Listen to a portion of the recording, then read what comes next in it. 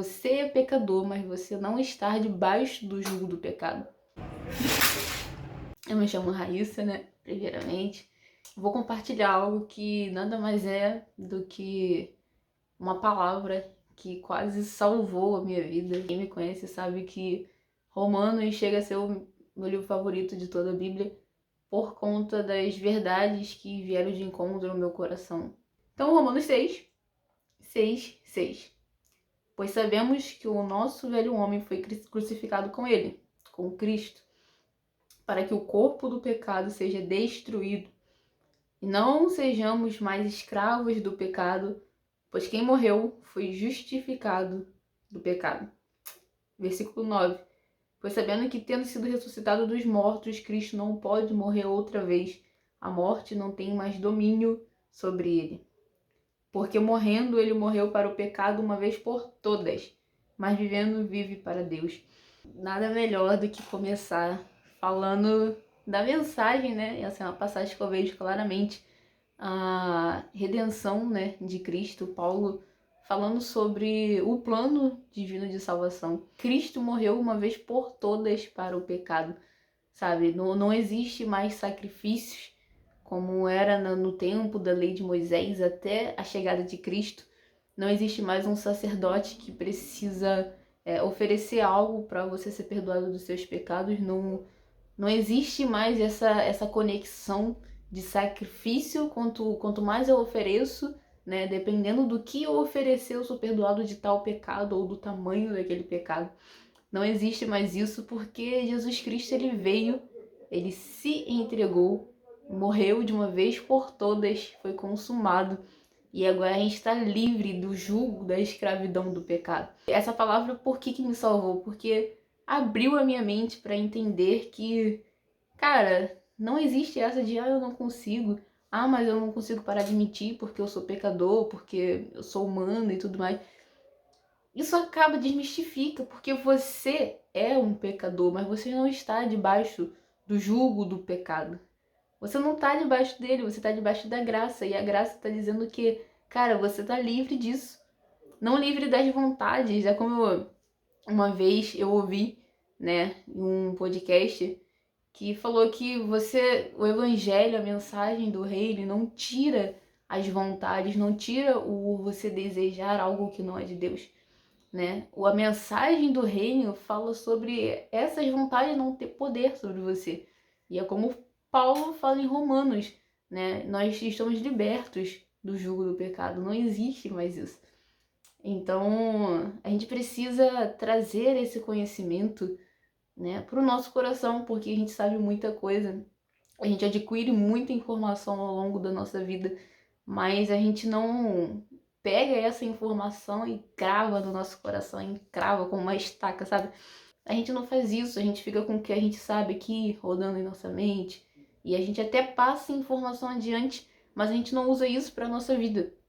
Então, o ponto-chave, o auge que foi para mim, de poder viver coisas diferentes com Deus, de poder, de fato, me declarar livre, né, de todos esses carrapichos do mundo que fica tentando acorrentar a gente, foi parar de ler e parar de entender o que está escrito e começar a acreditar e pôr na minha vida o que está escrito ali.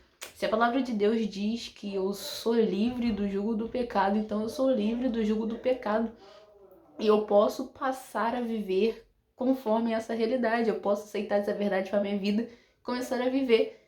Imediatamente eu acreditando nisso, eu passando a viver nisso, eu vou ser livre do pecado, livre da vontade? Não. Mas eu estou vivendo de acordo disso. É como diz mais pra frente, aquele que vive em Deus, né? Aquele que anda, né? Tem a mente voltada para as coisas de Cristo, ele anda de acordo com isso, sabe? Então, se você volta a sua mente treina a sua mente para viver, olha só, eu sou livre do jugo do pecado. Uma hora você vai acabar vivendo de acordo com isso, né? Como diz aquele ditado, mais ou menos, né? Popular e que muita gente usa, penso, logo existo. Cara, excelente. Penso, logo existe. Isso traz uma noção de racionalidade para você. Você pode pensar em algo, né? Como o provérbio diz, assim como imagina sua alma, você é. Por quê? Porque a gente tem esse poder de adquirir hábitos, né? Adquirir rotinas, adquirir liturgias da nossa vida, e isso acabar se tornando de fato uma prática natural.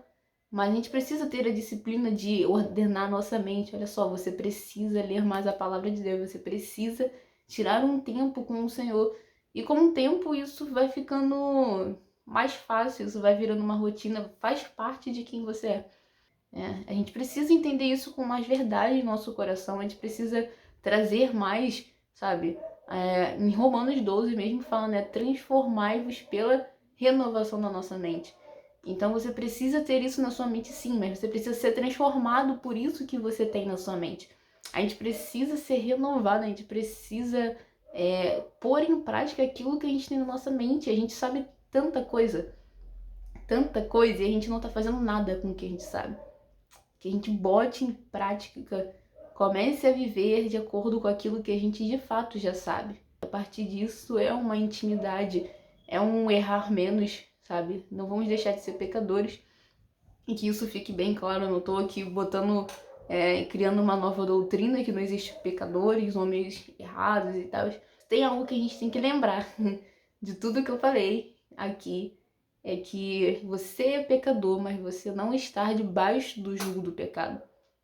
Você pode até ter nascido da semente do pecado, mas você não está debaixo do jugo dele. O que é estar debaixo do jugo dele, do pecado?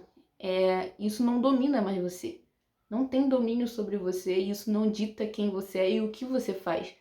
Você escolhe conscientemente o que você faz e quem você é. Então que você decida, que nós decidamos, né?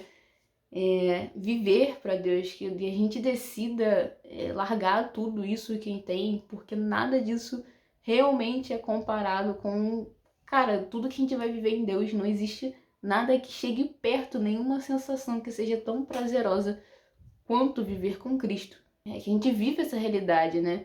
Que a gente comece a viver essa realidade, que eu creio que novos tempos estão chegando e Deus quer fazer algo conosco, Deus quer fazer algo através de nós. Mas a gente tem impedido por conta desses pequenos probleminhas, sabe? De estarmos presos ali no jugo do pecado. Cristo já libertou a gente e a gente tem se prendido à escravidão novamente. Então que a gente tire isso, porque Cristo já tirou, então que a gente tire a escravidão do pecado na nossa vida, porque é só isso que falta para sermos livres verdadeiramente. Guarde isso, não estamos debaixo do jugo do pecado, mas por causa de Cristo, né? E glória a Deus por isso. Fiquem com essa palavra, não sei encerrar vídeo. Até mais.